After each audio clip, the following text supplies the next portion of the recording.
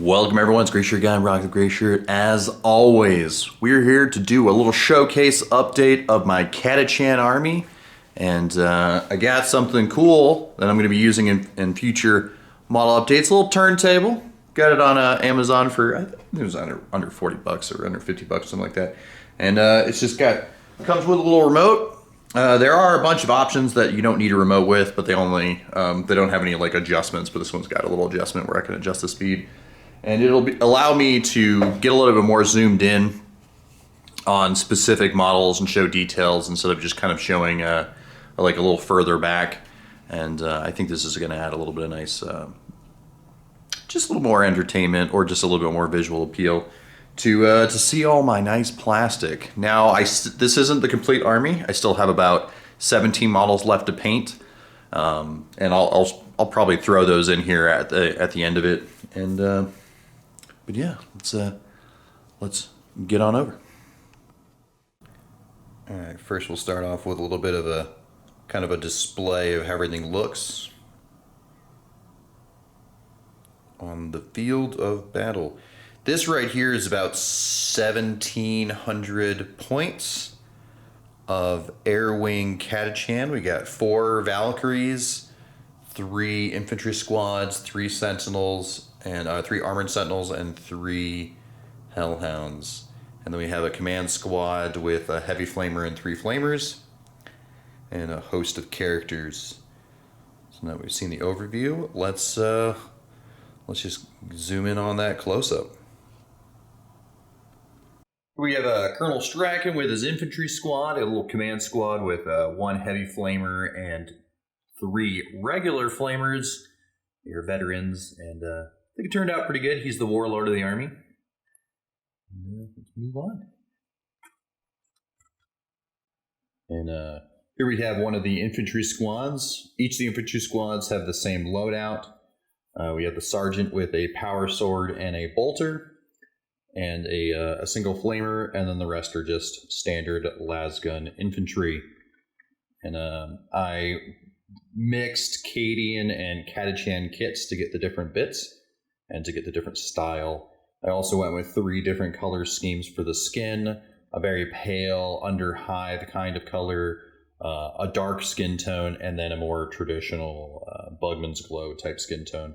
And I went with blonde for the really pale, gray for the other hair, and I don't think I did. I went black for the darker skin tone, because at least in this squad there isn't anybody. But we'll move on. And here we have Sergeant Harker. He parties around with one of the squads, and with that heavy bolter, just pretty decent amount of work. And I don't like his model because he's metal and the heavy bolter likes to fall off a lot. I do like the sculpt. I just don't like the way the model falls apart sometimes. But you still got to be really careful when you're holding him. But other than that, I think he's a great addition. And here we have the 2nd Infantry Squad. Same loadout as the other 2. But figured I'd share the lovely model work here. We can actually rotate that around. We can get slower if we want.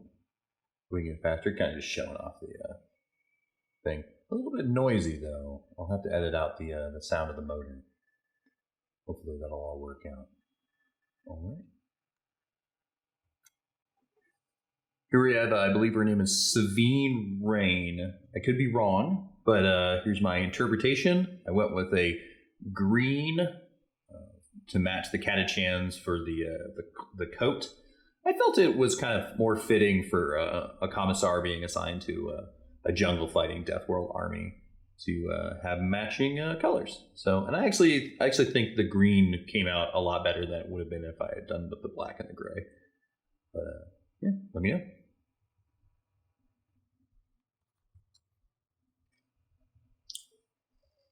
Here we have the 3rd and final of the regular infantry squads. Same loadout, but pretty nice on the posing. The bases are basically just what is that, Sterling Battlemire, I believe is what it's called. I didn't really have a lot of stuff going into a lot of designs or ideas going into the bases, so it's pretty much simple paint job, but with a Sterling Battlemire paint. And yeah, I think these guys are gonna do pretty well on the field of battle, or at least they're gonna look good. And of course, we have everyone's favorite quiet boy, Sly Marrow. He is the second HQ choice in the army. And yeah, the model is, I believe it's fine cast, or their newer version of resin. It did take a little bit of kind of like bending to fit properly, a little bit of extra super glue, but I think it turned out all right. I did a really quick, hasty paint job on this one, but I still think in the end he's a great addition, and he's going to be falling around with that third squad there. I kind of wish he was a 25mm base. Same thing with Sabine, but it'll work. It'll work itself out. And here we have our 3 Sentinels. And seems to be vibrating a little bit. Yeah, so we got our 3 Sentinels, and they are equipped with the Heavy Flamer Chainsaw combination and Hunter Killer Missile, and they are armored Sentinels, mostly just because I didn't like the way the Scout Sentinel looked. And these are the first ones where I did the camo airbrush paint job that you saw previously before the close-ups on all the other vehicles. This was essentially just Vallejo game air paint with, like, I believe it was khaki for the first color. Then I used silly putty, and then to blot out where I wanted to keep the tan, and then I added in some green after that, some dark green, Vallejo Game Mother dark green, and then it was a wash, a dry brush, and then doing all the other details, and then washing those details as well.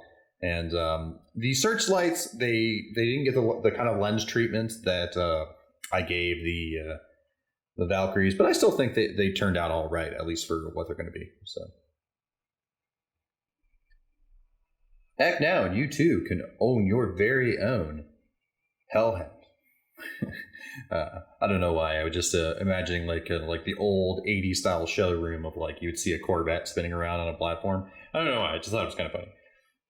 The Hellhound, I actually think this was way easier to paint than the Sentinel coming right off the bat. It was, the only thing is I kind of phoned it in on the tank area because I'd already glued it all together, and getting the brush in there just wasn't that fun. So it's mostly just the overspray and a wash. But if you were going to do a really good detail, I would leave this little back cap piece off.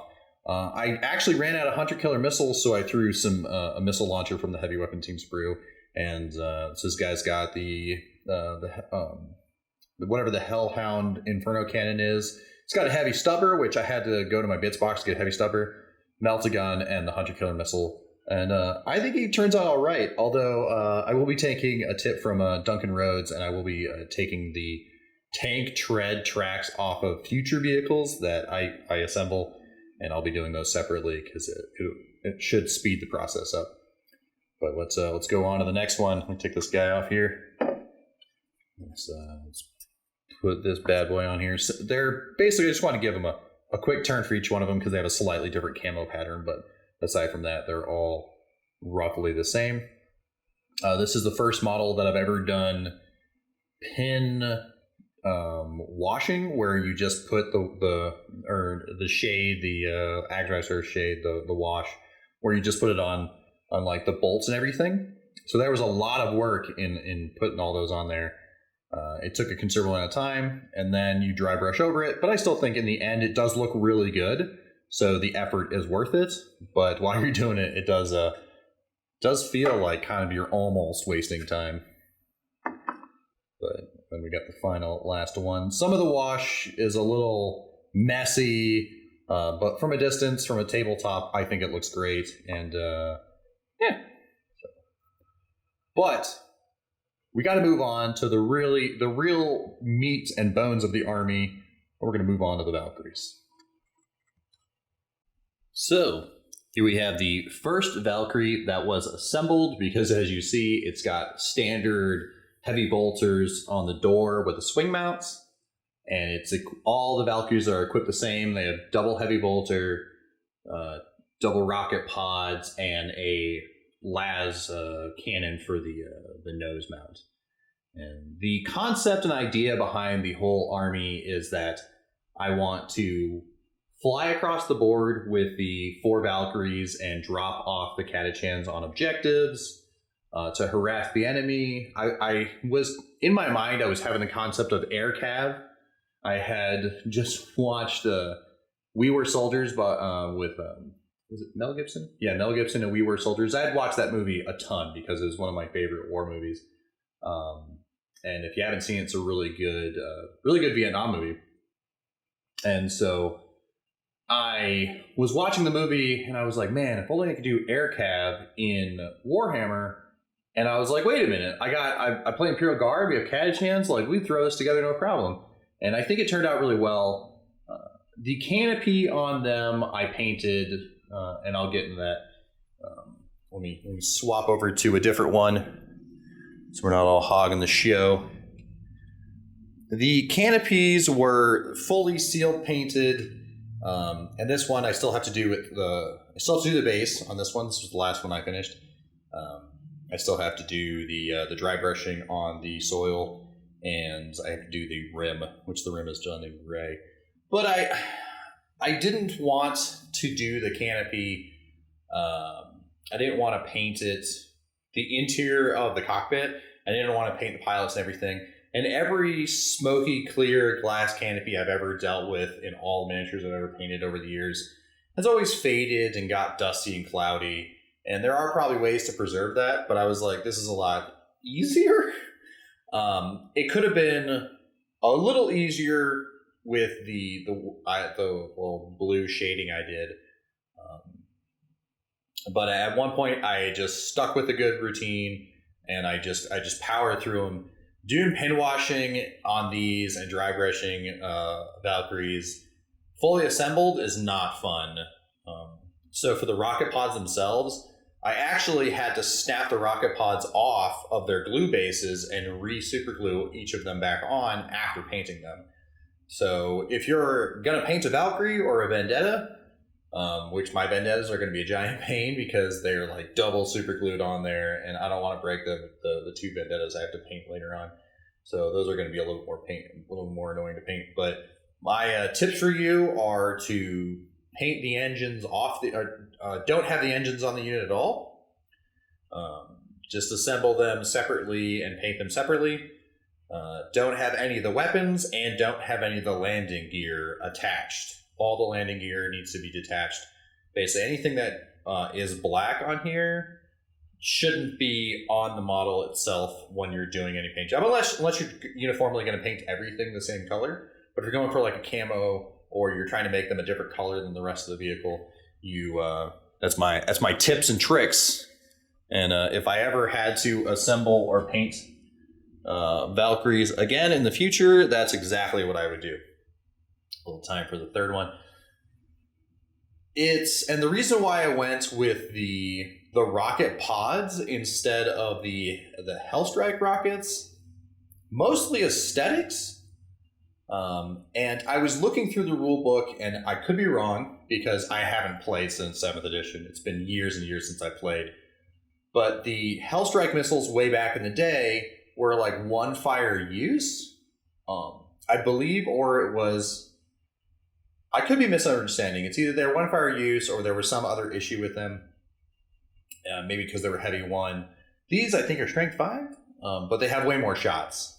And I still think, from an aesthetics point, they look awesome. If at any point in time I want to play them as having the Hellstorm rocket pods or the Hellstorm rocket or missiles, whatever they have, I'll just proxy those in, and I think that would be just fine. So let's get the last one in here. And I think this was actually the second one. And as you see with the last 3, I did not like the way the door canopy with the gunners holding the heavy bolters looked, and so I just closed the doors and I mounted the heavy bolters exterior as kind of like a remote controlled gun platform, and I think it works. Let me know if you think the little platformer idea is cheesy, or if you also think it's a solution. As with the camo patterns for the first two, I kind of just put the silly putty wherever I felt like it should go. I just used a whole bunch of silly putty. I think I bought a pack of 6. And for each one of these, I think I used every single little container, because they come in those little eggshell containers. So that's something to keep in mind if you're going to use silly putty. Is you want to get at least 6 to 8 of the little gel packs for big vehicles like this. But I just kind of like did wherever I want. But with 2 of them, I did a tiger stripe pattern going to the right and a tiger stripe pattern going to the left. So that's kind of how I ended up coming up with like the different splotch patterns. And interesting enough, I was looking at F4 Phantom fighter aircraft from Vietnam, and they had a green and a tan color scheme as well for the majority, which is why I did not go with like black. So on a traditional Catachan, if you look at GW, they break up the tan and the green with like a line of black. And I was like, nah, I'm just going to go with a two-tone. Doing a line of black after the airbrush would have just been a lot more work. I could have done it. I could have just left the putty on there and ran the airbrush along the edge of the putty, and it would have been fine. But I don't think it would have molded as well. And I could have done it with a hand brush, but that was just a lot more extra work. I think this turned out really well. Yeah, let's put the last few models on there that aren't finished painting. We're just going to show those off, and we'll be done. All right. Hopefully my little ghetto white piece of paper catches. I mean, from my angle, the light works out, but you never know how it works out in film, so we'll see that in post. Anyway, so I needed to fill out a few more points because the army I wanted to be a full 2,000 points, and I think as configured, it's like 1996 now. But with the models that you've already seen, the painted ones, it was only like 1730. So what I went with is I went with a Tempester Prime with a Power Fist and a Plasma Pistol. And I went with a command squad, a Militar Tempestus command squad with 4 melta guns. And I also wanted to keep on theme with the airdrop, not walking across the battlefield, flying in, getting dropped out. And then I was like, oh, wait a minute. The Tempestus Scions have their own deep strike-ish type rule, and I don't even need a transport for them. So they just fit perfectly with the air cab aerial assault kind of idea. And I already had some military Tempestus, and I was like, well, I might as well buy, and I needed some other model kits. I needed some Tauroxes for some other armies. And so I actually already have a color scheme for some Tempestus that are my Cadian army. And I was like, well, let's just make an entire Tempestus army. And we'll just add in. So I have a set color scheme that's different than the Catachans. It's more along the lines of my Cadian color scheme. But and I'll add that in here at the end of what the Scions are going to look like. But we're gonna make an entire Scion dedicated army that I'll be able to plug and play to fill in points lists for the other Imperial Guard armies I have whenever I need to. And so it's a 2,000 points of Scions, which mostly is kind of like Scions and Allies and like stuff like that. But it's a pretty decent beefy list of these little tin soldiers. And I went with I did heavy base work on these using a lot of bits and some plastic card stuff from the hobby store, a lot of cutting, and I think they're going to be fun to paint. It's just going to be a lot of work, and hopefully I can get it done this next week or within the next week or two, and we'll do a quick little showcase video on these when they're done. And so that is the command squad. Let's show you the last squad. And here we have the regular infantry squad. So this just has the Tempester Sergeant, but he has a Power Fist and a Plasma Pistol, and these have 2 power or 2 plasma guns, and then the rest are just their hotshot las guns. But because the idea is that my army list for the Tempesta Scions is going to have 3 Scion squads with one of them with double Plas, the rest with double Melta, and then all their sergeants will have Power Fist plasma guns. And so that Tempester Prime is actually a sergeant in the normal army because I have other Tempester Primes that are already done. And so I kind of was like trying to key slot points for the Catachan army, also kind of building the Tempesta Scion army out at the same time. And so I think these guys are going to look good when they're all done and painted. And also I did the bases on these as well, which the base work took a long time. I actually developed a mild carpal tunnel syndrome between my thumb and my index finger, I guess you should call it, pointer finger.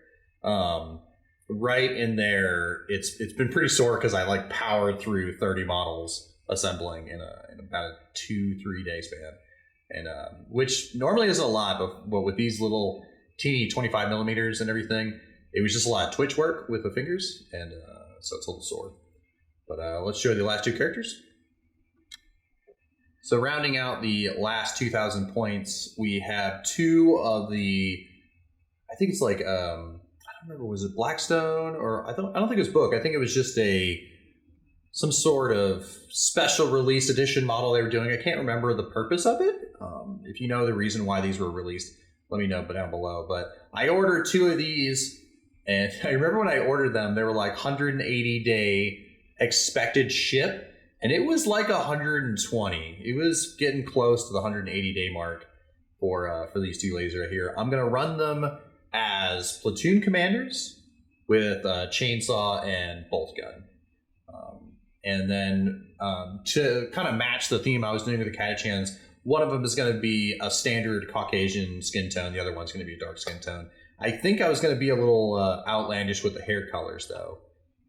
I wasn't going to follow the box art with the black hair tone. It's probably going to go blonde on one of them and maybe pink or red or purple or some vibrant neon cyberpunk style color for the other one, or maybe both of them. Basically, the idea is that they're basically carbon copies of each other, but I just wanted to paint them 2 separately to kind of denote them differently on the battlefield. And these 2 ladies are going to be riding along with, I'm not sure exactly which squad they're going to go with. They might just go with the command squad with the flamers and just follow around Strachan. But I don't know if they're going to need to. And I have commanders for each of those squads, so maybe they're going to follow around the temp. They might. Well, they can't really follow around the Scions because the Scions drop on their own and can't really attach to squads anymore. But they'll be in the transports, they'll be in the Valkyries in somewhere, and I'll figure out where to put them as I go along. But this is the Catachan army. This is just under 2,000 points, so it'd be good for a 2,000 point game. It's just a battalion, and that's pretty much it. Let me know down in the comment below what you think, what do you feel about the army, and it's probably not the most optimum layout, and it's probably not meta, but I still think it's going to be fun to play some games with, or at the very least, it's just fun to kind of like watch projects that I've been thinking about come to fruition. Even if I never play with them on any large scale, it's always fun to go, this is something I want to do, doing it, and then seeing it when it's done. It's pretty fun, and I think it's going to be really good once I finish these last 17 models. So, all right. Hope you guys have a great one, and catch you in the next one. Goodbye.